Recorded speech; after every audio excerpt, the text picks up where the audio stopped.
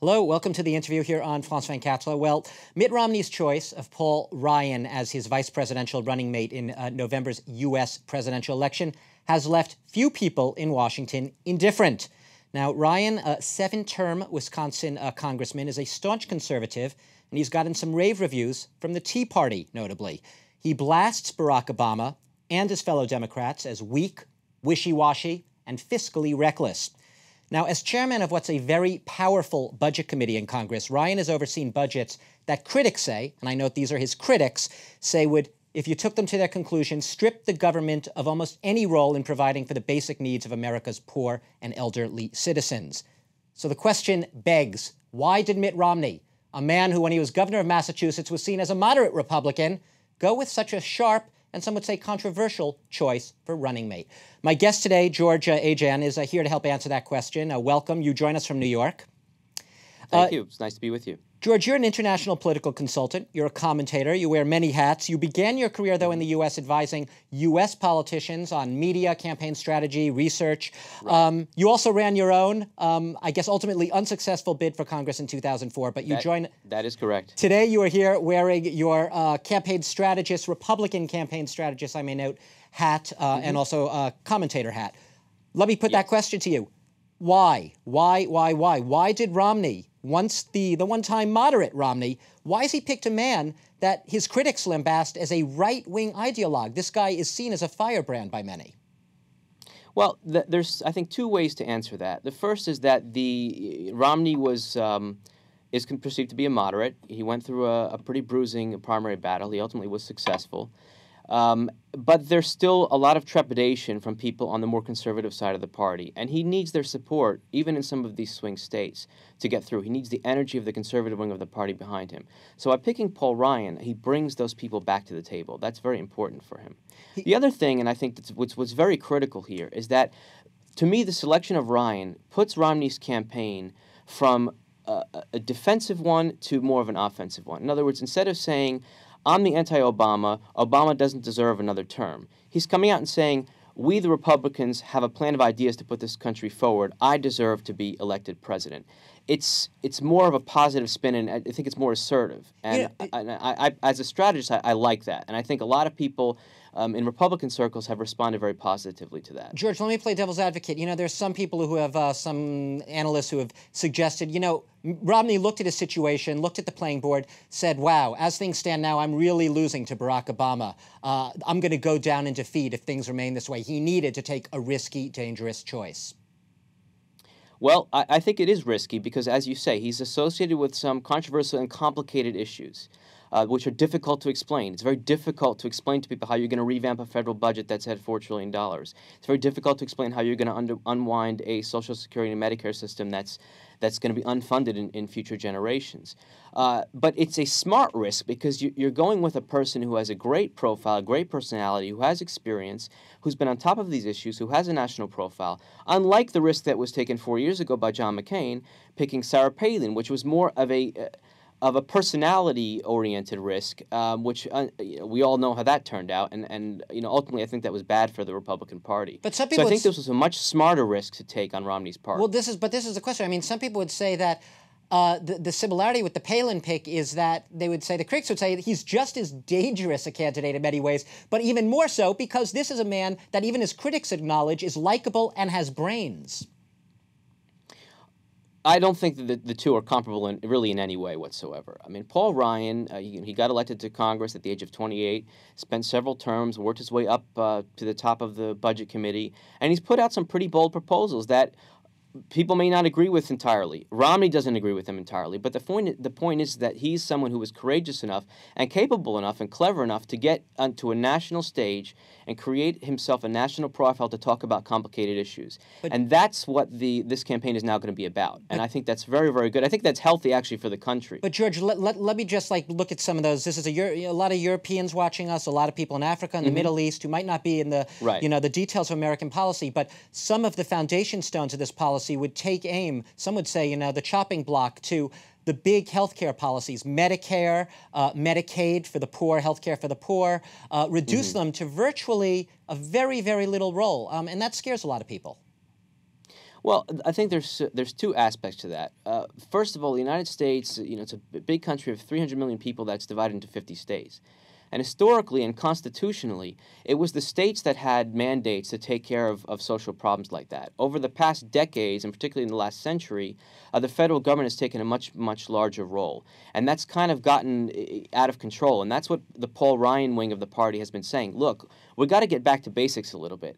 Without getting into too much of the details and the technical aspects of the reforms that he's trying to make, I think that the fundamental concept to understand there is that we're not saying that government should have no role, or Ryan's not saying that there should be no level of government that's there to provide some kind of safety net. Where do you draw the line? It's not necessarily wise. Well, that's a national discussion that's going to have to be had, and I think this is a great opportunity to have in this presidential election. Where does Ryan draw the line? You're saying that he doesn't say there should be no role for the government, and that would seem logical, but then isn't it a slippery slope once you start to take aim at programs which have essentially been sort of the foundation of the post-war American welfare system? I think it's a much more slippery slope to concentrate power in one place. I mean, it's very easy to pour 500 pounds of concrete on your doorstep than it is to chip away that 500 pounds of concrete once it dries. And once it's there and you have a 500-pound pile of concrete in your doorstep, it's very easy to pour another 200 pounds on top of it. So I think that's what we need to look at. And Ryan's plan is not saying, in 2 years we're going to cut the deficit completely and downsize the federal government from $4 trillion to $2 trillion. I mean, he's talking about over, from now to 2020 to get the budget and the deficit in line and balance things. Right now, these candidates are battling it out on both sides, really, in a handful of really what are called battleground states in the United States. Correct. The so-called swing states. And you get the sense a lot of the other states don't matter because they're locked in. Where do you think things lie right now on the political map? Do you think Obama is going to start to get an edge again, or is he going to fight back in these battleground states? They've been pretty even. Well, there's always a balance that's associated with the selection of a running mate if it's a good person. There's always a balance associated with the convention because there's a lot of media coverage and a lot of positive energy associated with that. But what you basically have is a system called the Electoral College for your just to remind your viewers, in which each state gets a certain number of votes based on its population, essentially. And so there's a total of 538. So in order to win, you need to get 270 of those. Going into the election, Obama, if you look at the polling state by state, I mean, it's very easy to look at the national polling and say Obama's up by 2, Romney gained a point, it's 48 to 46 or 44 to 42. That's really irrelevant in the big picture because it's state by state. And so when you look at the count going in, Obama has nearly the 270 that he needs. So what Romney needs to do is win nearly every single competitive state. He's got to win Florida, which is tough with the seniors, considering that Paul Ryan's main point is to revise and reform the entitlements. Yeah, Medicare and Social Security as well. You've got Colorado, Iowa, New Hampshire, North Carolina, and of course Ohio. If they can pull off Ohio, I mean, one way of looking at this is that I'm sorry to just jump in here right now. No, it's okay. But you were talking about the balance of power and everything, and Florida. I mean, it's hard to understand. How could Florida possibly go at this point to a Republican ticket, given what we were just talking about the entitlements? It has a very big elderly population. You're absolutely right, and I think a lot of people were surprised to see that the campaign didn't write off Florida. I mean, Romney was there, I think, yesterday, and Ryan is headed there this weekend. So they're going to put up a fight and try to explain this to people and try to appeal to seniors' sense that it's not just about you guys. Your grandchildren and grandchildren are not going to have anything left to them if we don't reform this system. George, and we've all got to... George, there was a line that's been played out again and again, I know, in the U.S. media, perhaps less so here in Europe, when Mitt Romney was initially introducing Paul Ryan as his running mate. He introduced him as, quote, the next president of the United States. And, it was laughed off. He quickly corrected himself. But some people say it was a very significant Freudian slip. Do you think, in a sense, some people see this as Ryan as the presidential candidate and Romney as the VP? I don't think so. I think people definitely see a bright future for Paul Ryan. I mean, he's got all the components to be a very successful presidential candidate one day. And this is certainly good exposure for him, and I think he'll do a good job. Even if they're not successful, I think he'll do a very good job, and that may set him up for 4 years from now, 8 years from now. I mean, he's young. It could be 12 or 16 years from now if he keeps his name at the top of the national list and keeps a very high national profile. We saw many people, said that McCain had sorely miscalculated with the Palin choice. He himself has said he probably wouldn't do it again. Do you think history or this election will show that perhaps Romney ends up miscalculating with Ryan? Could Ryan end up sinking Romney instead of saving him? No, I don't think that at all. I think that, and I did think that about Sarah Palin, just to be fair. I'm not just defending any Republican selection. I thought she was a disastrous choice. I think Ryan on Romney's part is a very good choice. And I think even if they're not successful, they will go down with a lot of dignity and have done a good service to the Republican Party in setting the bar high to talk about issues in a campaign. And lastly, very briefly, it seems inevitable that he is going to bring this Republican ticket, the campaign, to the right. If it's not a lurch, at least somewhere to the right of where it is now.